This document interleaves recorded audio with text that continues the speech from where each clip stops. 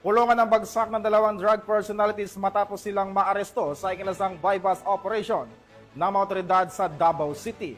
Narito ang detalye ng report mula kay Patroluman Bername Lapus. Arestado ang dalawang individual sa sinagawang bypass operation ng Kalinan Police Station sa Barangay Talumo River, Kalinan District, Davao City nito lamang Hulyo 23 taong kasalukuyan.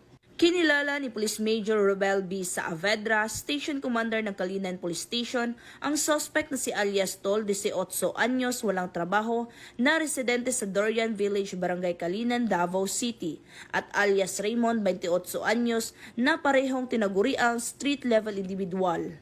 Na-recover mula sa mga suspect ang isang pakete ng hinihinalang shabu na may tinatayang bigat na 1.29 grams na nagkakahalaga ng humigit kumulang 8,772 pesos, isang cellular phone at bypass money na ginamit sa operasyon.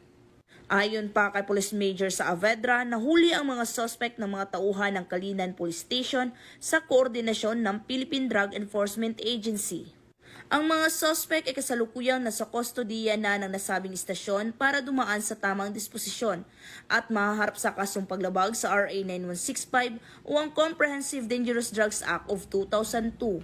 Samantala, patuloy ang Police Regional Office 11 sa pagsasagawa ng mga operasyon upang supilin ang lahat ng uri ng ilegal na mga aktibidad bilang bahagi ng kanilang tungkuling panatilihin ng kapayapaan at kaayusan sa Rehiyon 11.